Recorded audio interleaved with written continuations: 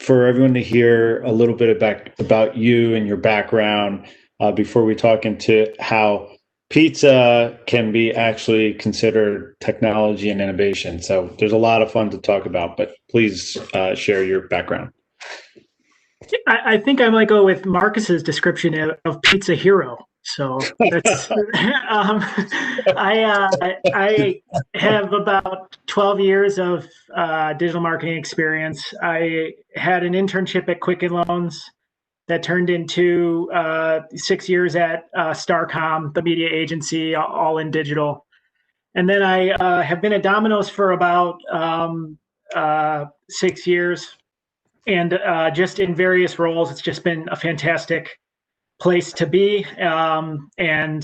Just who doesn't love marketing pizza? It's a fun thing.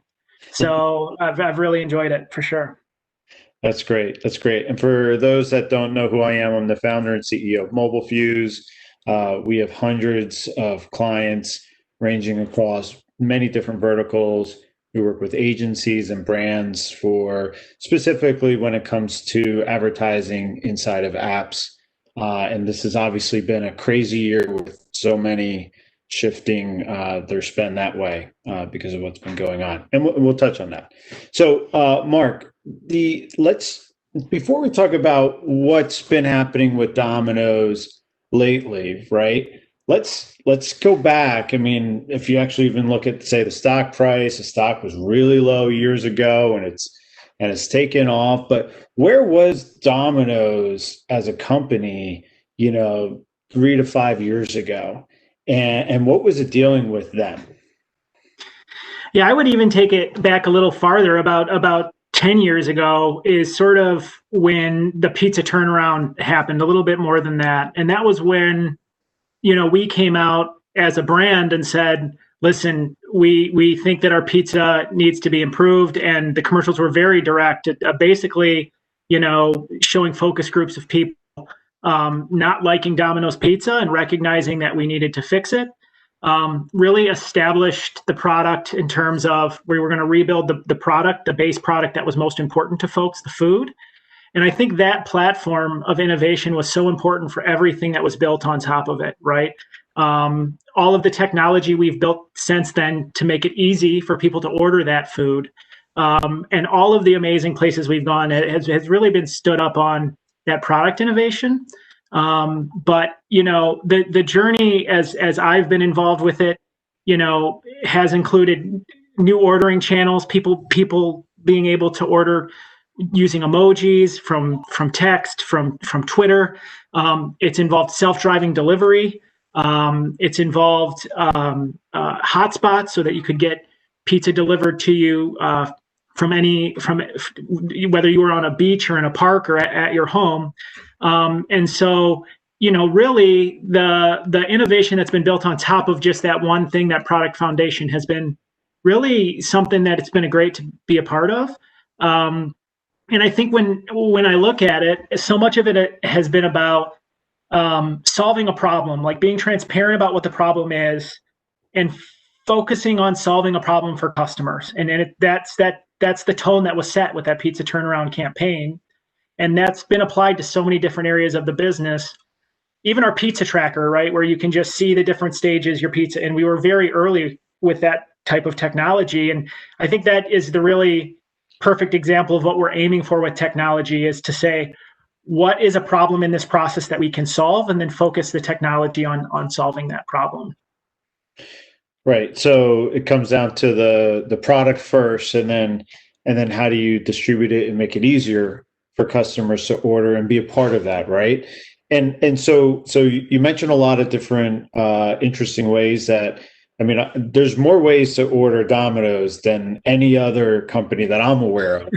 And, right? That might be true, yeah. but what's funny is, or interesting is, a lot of that was available before 2020. So, yeah. Can you share a little bit about with what was available prior? I mean, a lot of things you mentioned there were prior, and then what changed in 2020? What additions were made? What did you sense that consumers, Domino's did so much, but consumers needed things to change a little bit during 2020. What were some of those things, and how did Domino's continue to innovate? Yeah, I think it's interesting because the restaurant industry in general has been very slow to adopt an e-commerce. So as an industry, it's not one that there were a lot of tech brands in, right? Domino's being set up as the delivery leader in the space, I think lent itself to recognizing the importance of digital early on, because really, where the customer expectation has gone is I click a button, it shows up at my door. I click a button, it shows up at my door. And Domino's, as a brand, we had to recognize that way before 2020, right? Because if you're a delivery brand, you have to recognize that. And for Domino's, it's a little different because show up at my door, that's not tomorrow. That's within the next hour, half hour, right? Early, less than that if things are going right. And so I think it was just a recognition of what was happening in so many other spaces in terms of click and receive and that instant gratification, right? We recognized that early. We were early adopters with tech. And we were, we're a franchise organization, so that comes with its complexities. But we were able to prove to the franchisees the power of that very early on. And we just ran with it from there and really focused on how can we be there whenever somebody wants to order pizza the way they want to order pizza. So whether it's a click or something else, how can we be there? And how can we make that experience as smooth as possible by coming up with technologies that solve real problems for them? And, I think that 2020 accelerated that for sure, but especially in the restaurant industry where it was relatively low e-commerce adoption, you flip a switch and there's no choice, right? You have to have that technology framework to be successful. And so that means a lot of adoption quickly from a lot of our competition. It also means a lot of new competitors and a lot of development in the space very quickly for us. But we sort of have our pencil sharpened and a good idea of what to focus on. And we're certainly keeping ourselves sharp to be the best solution for folks right now. That's great. That's great. So that's an interesting point around the competition, right? That you were there for consumers already at the click of a button and delivering it at their doorsteps. But now there's many other competitors that were forced, or new competitors came as a result of 2020. So that's great. So we have great product. We have ease of use for consumers, right? How about around what kind of happened with media, right? When we were preparing for this call, we talked about kind of, what was media like years ago at Domino's, right? And then we'll kind of move forward and how that's progressed. But let's talk about what was Domino's approach, years back when it came to media.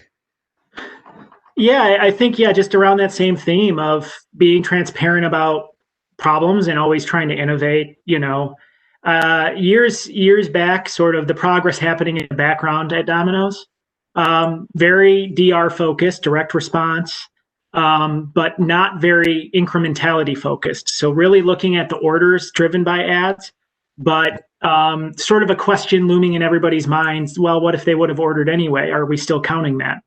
And, the answer was that actually has a really big impact on your read on effectiveness, that a lot of those folks are ordering anyway. I think that happens a lot across many different industries, just from my agency experience as well. And it's a really important thing to account for within your approach. And so there's sort of that one question, and then that's linked to a lot of different issues that are out there in the industry. Fraud being a prevalent one that is getting lessened each year. But banner blindness, oversaturation of frequency, these types of things we feel like shifting to an incremental approach has really helped us navigate these things, because it can give us a true read on what's effective and what's not, and so we will avoid some of the pitfalls of the industry as we sort of innovate in that. And so we've built an in-house media team to be able to navigate the space. We're really focused on incrementality in our approach. We really focus our conversations with our partners on how do we prove that incrementality. They might not have tools built today that help us do that, but we're willing to work with them to get there, because to me, that's the new negotiation, right, for digital. So much is bought in auction marketplaces now. And so it's not as much about price, it's about how are we going to prove the impact? What data views are you going to give me so that we as an organization can trust everything that we're seeing here. I mentioned we're a franchise org, and that sort of resonates with me really specifically in a way that, I'm viewing it as I'm spending their money when I'm buying their media, right? So it's really important to me that we're setting up the right partnerships, proving the value, making the right investments on their behalf. And so that has meant negotiation less on price at this point, because the marketplace sort of takes care of that, and more on proving incrementality and all the different data views that might uncover the strategies that lead to higher levels of incrementality. That's great. So it's what's fascinating there is it's almost the Domino's approach is almost the opposite of the way a lot of companies and brand marketers have shifted this year, right? Because for a lot of companies, they've naturally have shifted more towards lower cost, direct response, right? Where what you're saying, what sounds to me is you've actually moved away from that. That was the old way for Domino's, right? And now it's more about, hey, it's not about necessarily price, it's about incrementality, like you said. What's your advice to folks that are watching right now? Like, how do you make that shift, right? Because it's a tug of war with the CFO, obviously, right? And if you're public with expectations there, like how do you actually approach that? How do you convince people internally? How do you start to move towards that direction? Like, what are the first few things you would suggest?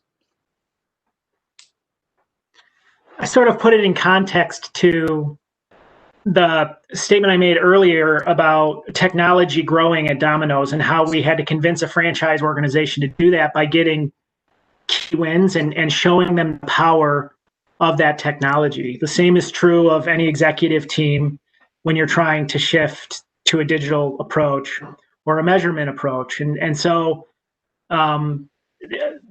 big thing for us was to find that opportunity for some key wins. Where are the partners that were really going to help us shine? Where are the partners that we felt had the most incrementality? Domino's is also sort of, prior to the DR focus, very focused on TV investment, right? And so that's sort of every QSR is very focused on high reach TV investment. And so MMMs have always been in our sort of, business approach. MMMs help because they give us a really good comprehensive understanding of media. I think a piece of this is to sort of recalibrate people so that they understand there is no one set of data that tells us everything. And MMMs tell us that comprehensive view of value, but incrementality helps us know what's the right way to tactically approach the market. What should our target be? What should our message be? What should our placement be? What should our bid and buy strategy be? Reach, frequency, balance. All of those things can't really be answered by MMM. It also means sort of recalibrating folks, again, to think, well, there isn't one thing that tells me exactly what's going on. So these DR metrics that are telling me that there is a $25 return on investment, like every dollar I spend, I get $25 back. Right. If you're a shrewd finance person, did you believe that that investment was truly that level, or or did you have that question in your mind the whole time and you just hadn't brought it up yet?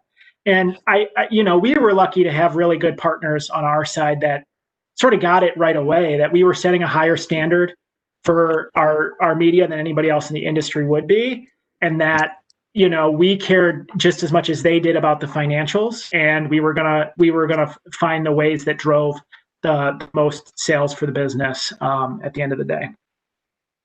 That's great. So basically, you taking the opposite approach, well, a blended approach, right? Away from what a lot of folks have been doing during 2020, and obviously it's working really well for Domino's. What and obviously measurement is a part of that, and you mentioned that around incrementality. A big part, whether it's direct response or incrementality, a few things that could potentially go into that, right, are cookies and mobile device identifiers, right? And here you already have, Firefox and Safari. There's no third-party cookies, right? Google's announced that Chrome will sunset its third-party cookies sometime soon, and then you have Apple announcing, although delayed, right? It was supposed to happen during Q4. It's delaying it till some point in early 2021. The sunset, well, not the sunsetting, but changing the way IDFAs are utilized, right? Where consumers are opted in. So that's going to make things, I'm assuming, more complicated for Domino's. How do you think about approaching that, and what are your plans? It's definitely more complicated. I think so much of the digital world has come down to an understanding of the individual, and with cookies in general. Again, did we ever really understand a cookie ID to be an individual? Did we ever believe that? And a cookie ID, how many cookie IDs are associated to Mark Messing right now? I have no idea, but it's not one. And that proliferation matters a lot, even if it's just 2 or 3. When you're talking about reach frequency balance, that could be a 2-fold or 3-fold on my investment that I don't need to be doing, right? So cookies in general, have had their issues from the beginning.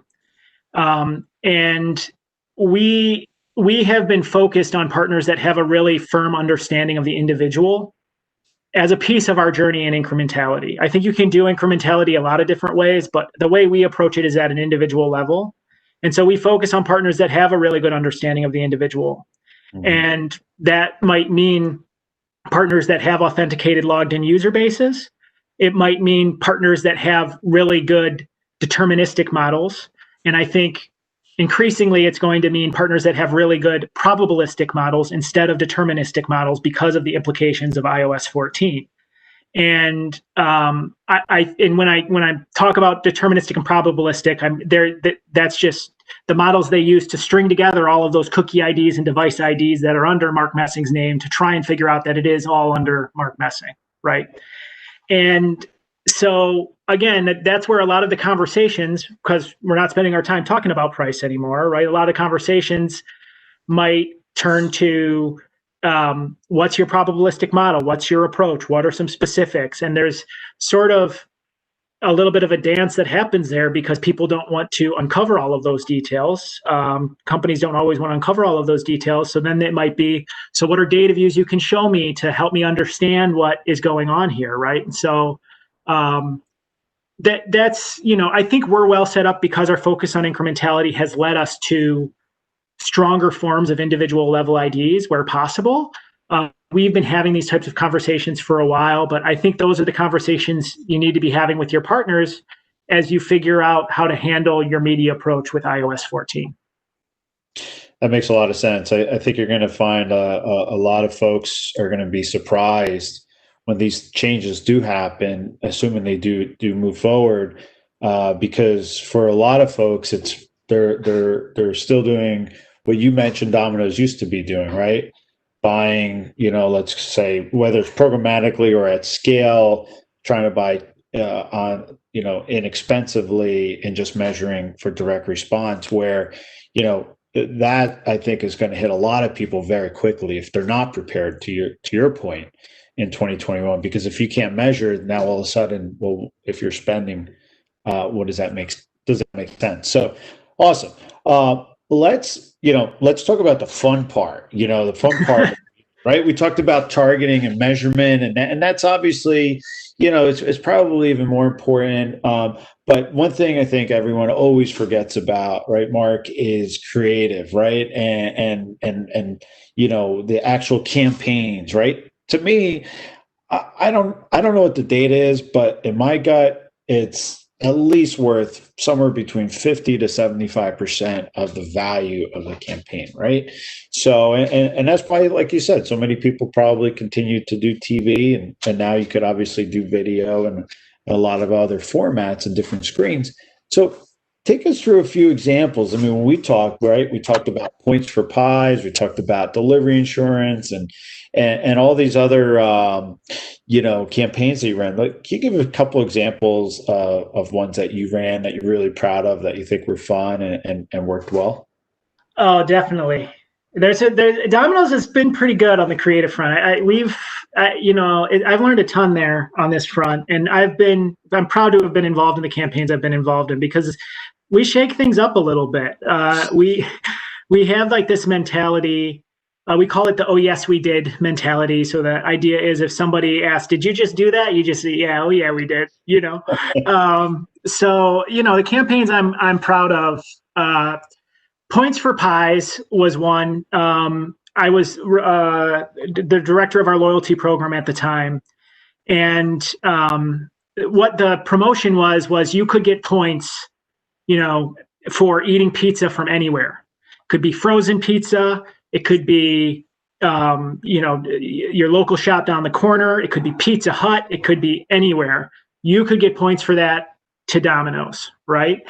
And the thinking there was, we wanted to celebrate people's love for pizza, and we wanted people to get points for loving pizza. And so we put out this promotion. We actually had our CEO in the ad, Rich Allison. It was his first national TV commercial, and he was in a pizza restaurant that was not a Domino's Pizza, talking about pizza that was not Domino's Pizza. And so the idea was, we built a scanner into our app that had artificial intelligence.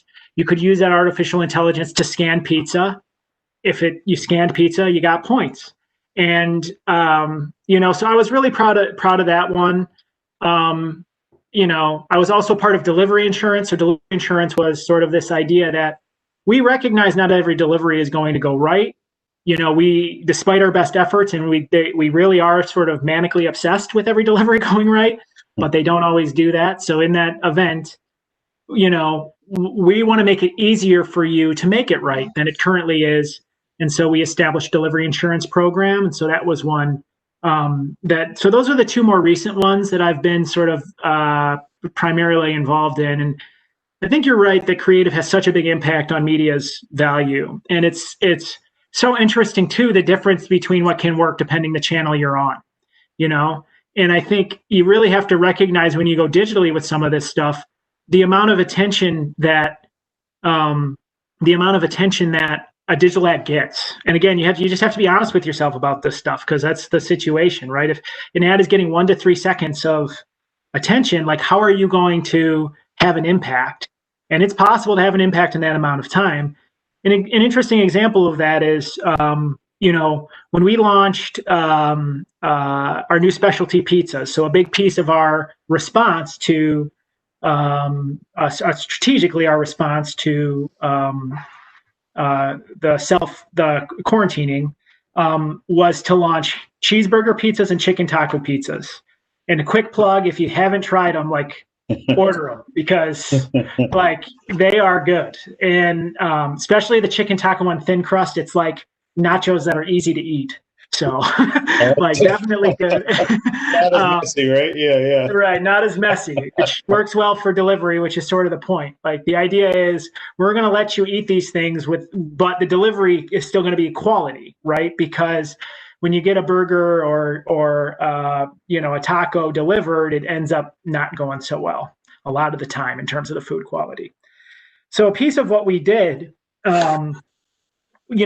have a pretty standard practice of posting, just really good fan shots of, people that take pictures of our pizza because our pizza just looks good as a picture, right?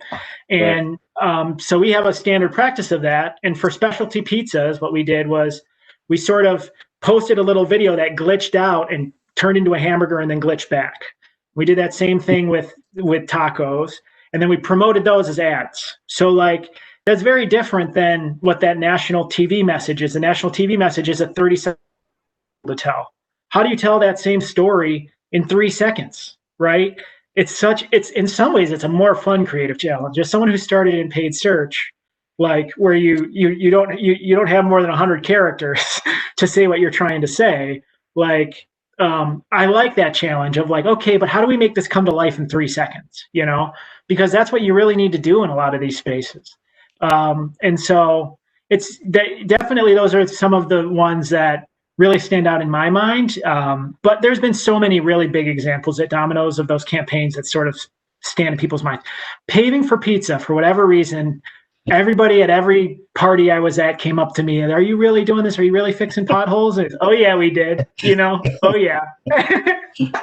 So. Well, I have a feeling that you're going to have a lot of incrementality when it comes to chicken taco pizzas today. So if you flip on the radar this evening, you'll know maybe it came there from. You go.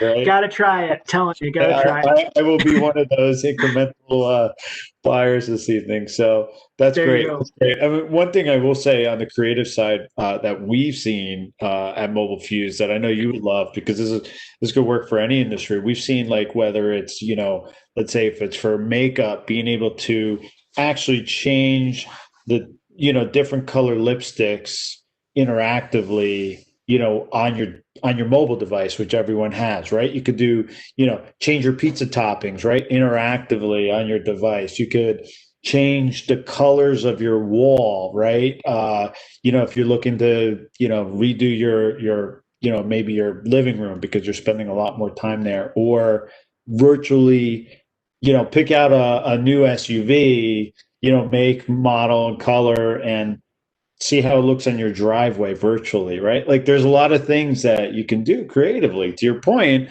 And it's like, and to be able to take those 1 to 3 seconds, right? And, move it to a longer period of time to have that engagement. So, and I think what you're talking about is so important in terms of trying to keep people engaged in the space they're in too. Because I do think there's a little bit of a mentality sometimes of like, I'm kind of doing what I'm doing. I don't want to go off to do this other thing, right? And so like keeping people engaged where they can look through products and colors of things and start to play around with it in the space they're in, and it becomes a part of the initial thing they set out to do, I think is really important, And it just goes to the, Domino's is all about customer service, right? And putting the customer first, right? You talked about that product and ease of use. Then it's, hey, I think you're seeing a shift across the media landscape to think about also consumers, what their experience is with the media as well, right? Point. So, absolutely. So you talked about points for pies. A really hot topic that I've come across. I've hosted roundtables around this as well. I've actually have connected former, Starbucks loyalty program managers with folks at Dunkin'. That's been a big thing this year. Is like, hey, wait, we need to also jumpstart not only our, how we're, ease of use for customers, but also give them more reasons to come back. And loyalty programs has been a big hot topic. And for some people, they love it. They're having a lot of success. Others think it's just eating into the margins. Like, so can you talk a little bit about the Piece of the Pie Rewards program? Give a little history on it, how it's evolved, where and how that's doing. Yeah, thanks. So Piece of the Pie Rewards, Domino's Loyalty program. Every 6 orders that you place over $10, you get a free pizza. Very basic value equation, right? And so that's the basic program. And then we do a bunch of cool targeted stuff off to the side in the background and against groups and things like that. Largest loyalty program in restaurants. So very, very high active member base. People love pizza. People love Domino's. And so I think getting a free pizza every 6 certainly works out. I ran the program. I was the director of loyalty for a bit, one of my stops while at Domino's. And I loved it because I'm a board game guy. And, to me, it like just played to that nature. Like, okay, it's like creating your own board game. What's the incentive structure you're going to make here to increase your business, right? And I think the problem when people are sort of looking at loyalty and it's eating into their profits, it's because they set the wrong incentive structure based on their needs, right? They didn't recognize the category. They didn't recognize how it worked. Ours very clearly aimed at driving purchase frequency for us, right? And just in the structure. And it's so many side things you can do on top of that. You talk about Starbucks. Starbucks has a really cool feature in their app where there's sort of a very targeted experience trying to get you to order slightly more than your current ordering behavior for whatever it is you already like to order. Or they are trying to get you to order something you've never ordered before, and they're giving you all these bonus points for that stuff, right? Right. That's all about incrementality. It's all about like figuring out how to get someone to do something they wouldn't otherwise have done. And I do think there's a point with certain loyalty structures where you have to like take a step back and reassess, because you get the incrementality you were going to get, and now they're at this level, and how do you ramp it up? How do you get to that next place? And so we're sort of constantly keeping an eye on that, trying to do new and interesting things at Domino's. But yeah, that's sort of overview of Piece of the Pie Rewards. If you're not a part of it, you should be, because you get that base value, but there's a ton of like email offers and stuff that are targeted to folks for specific reasons. And that same like camp as the Starbucks stuff I just discussed, that, is worth it. And so I would really recommend joining the program if you haven't. But from a business perspective, definitely loved that role. Like, just like I like Settlers of Catan and, those types of things. So it's funny. I think I'm always going to laugh now whenever I hear the word incrementality. I'm going to think of tacos. So just there you go. So we have 10 minutes left, and we have a lot of Q&A questions. So either I did a really bad job asking questions, or we have so much interest. I think it's the latter, based on these, that we actually have a lot of interest in what you had to say. So one of the first questions was, Mark, so when you have a program that does say well digitally or on TV or wherever it is, how do you take that win, that increment, when you win that incrementality, how do you potentially?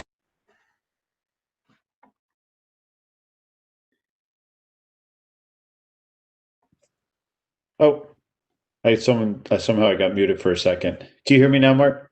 I can, yep. So when you have success, I'll repeat it. When you have success in one channel, right? So if you have a lot of success with TV, is there any approach, or how do you internally take that win and try to make it work potentially in another channel, right? Because there's so many times where, because it works in TV, it doesn't mean it's going to work on a mobile device, right? But is there any approach or any process that you guys put to that? I would say, like, a big thing we do is creating test frameworks for each channel. And so once you sort of get a really key learning, if it's something that's really disruptive for us, we might test it again, or even test it a third time. Like if it's just like, something really counterintuitive, or you have a lot of data suggesting something else. But every once in a while, that stuff is still true. And even if it's email or text or something like that, even if it's a small channel, can have really big implications in terms of your marketing strategy, your messaging strategy. But for us, we have basically test lanes for every channel that we do. Even the way we come up with our TV creative, there's a specific testing approach to that. And it's really just, making sure we're talking across channels so that we can take an insight that might be captured and then say, okay, well, let's try that in this test lane now. Let's try and test that over here and see if it works. And then if it starts just catching on in a lot of test lanes, you say, wow, this is working everywhere. Like, let's just thread this together and launch it, So that's, I'd say, roughly the approach. Like for us, each sort of channel has its own test lane and its own really, I think, sincere approach at driving as much value as possible. And it's about communicating with each other across teams to make sure what are you guys learning? What are you guys seeing? And our A/B testing team on the website, what are you guys seeing? Because there might be something there that pops up that we can use on the digital marketing side. And that happens all the time where we come up with a learning here and move it over to a different lane. And then they validate it using their approach as well. That's great. That's great. So one of the questions here is, this is great. This is going back to the creative discussion. What is Domino's hasn't done that Mark really wants to do? Is there anything out there that you might feel a little handcuffed on, and or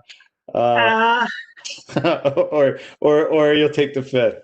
There's a few ideas that might have got cut at the draft table, but I think that's fine. Not every idea needs to get pushed out there, and overall, I would say they're really we have a good processes for really finding those things that the customers want, right? They're going to resonate with the customers. And so there's been a few things I've wanted to do that maybe our customers didn't want, and then you got to let them go. I'm not going to get specific, but yeah, that'd be my answer to that. That's great. That's great. Yeah. So this is a really interesting one. What's any insights on Gen Z and trying to reach that audience, right? It's definitely a different group. Do you have any suggestions or learnings that you could share? That's an interesting one. I think there's clearly some platforms that are more capturing that younger audience that you can explore, right? That are just really well known for having younger audiences. TikTok, Snapchat, really well known for having those younger demographics. Something that tends to, be important with Gen Z is to figure out how their behaviors and expectations might be different. Whereas, I click it and it comes to my doorstep was sort of like a theoretical aspiration for, people at one point. That's just the expectation, and for the younger generations. And so I think sort of recognizing just the fact that they're used to a world where content is coming in really small bites, and it's not going to take a lot of and they're going from one byte to one byte to one, and they're a multi-device world, and that there is a strong desire for that instant gratification, I think is important as you design solutions there. The reality is we're all becoming like that because, and it's funny, you always hear parents like, complain that the kids are always on the phone or what have you. And you sort of want to, sometimes with my siblings, I want to ask, do you realize you do the same thing? Like you don't always realize that, but we're all turning into that, right? We're all needing to consume content in little bites, and our attention span's going down, have this expectation that to get it straight to my door. All of that is, I think, building in the whole population. I think it's especially true for that generation because it's always been true. It's just the way it is. It'd be like, if you went to a store and they didn't have the heat turned on, like in the winter, like that's just what you do, right? And so I think recognizing what is expectation versus aspiration is important too. That's great. That's great. This next question here, And I don't know if you'll be able to answer this, but I'm going to ask it anyway. So you could take the fifth. So clearly, I mean, you give this impression, and I know your team is this way. You obviously are thinking about trying to always think outside of the box, right? That's the whole chicken taco theory, right? Incrementality. Right. Do you is there so obviously people and being able to think differently is really important. But is there any technologies that you really feel like are necessary ones, right? Like, so there's obviously, certain DSPs that folks might use, there's certain vendors they might use, or certain, you mentioned viewability early on. Like, is there any tools where you feel like, hey, this is maybe a tool that everyone should be using, and you're okay with sharing that, or anything that comes to mind?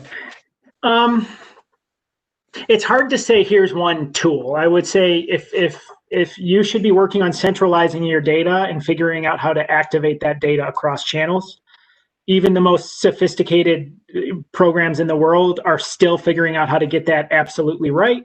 But it opens up a whole new world in terms of the way that you market. So you can do that through your own database work. You can do that through a DSP. You can do that through a DMP. Depending on exactly how you decide to structure your tech stack. I think that part is really important for sure. Beyond that, I would say that there isn't really anything in particular that stands out from a tech side that you would absolutely need to have. I think it would depend on the situation and what you're looking for. Right. Right. We've seen, I mean, across all different sectors, you kind of take the different segments, right? It's here are my loyal customers, and what's my messaging to Right. them, right? Who do I want to conquest, right? Who do I want to of competitors, right? And then it's a different messaging around there. So that totally makes sense. Absolutely. There's so many ways if you just think about the ways that people buy your product, the types of people that buy your product, all the ways you can split that data. There are hundreds of ways just in your own customer data of things for you to figure out in terms of the right way to approach that. And so there's a lot just with that. And then once you sort of link that to some of the other data sources out there to figure out, when you pin other attributes that you don't necessarily have in house, and you start to figure out, what types of folks are index high on having a propensity to buy what you're buying. That becomes important too. I think most people are building that kind of structure with their digital media programs right now, if they can be. I think that's the time, Mark. That was great. I see Marcus is back, and so Mark, it's been great. This has been a lot of fun. Thanks for your time. I know this was very helpful for a lot of folks. So thanks for your time, Ken. I feel like we're the dynamic duo. It's Ken and Mark now. Forever solidified in time. Pizza heroes. You are the two dynamic pizza heroes. Just a shame you didn't come in uniform or in your capes. But that was such a fascinating discussion. Thank you so much.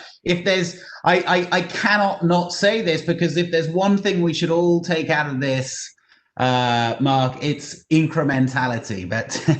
That's you've definitely sort of rammed that point home. But I think you're so right, and I'm sure, because in fact I've seen some of the comments and messages, but it's really interesting that you've sort of put across this notion that price is not the core focus, because you're putting trust in, I guess, the auction, as you said, to quote you, to get the price right, and therefore the negotiation is around proving the incremental value that the process, I guess, is bringing to Domino's and to the business. And I think that's really interesting for everyone to think about, especially, I guess, if they want to work with you.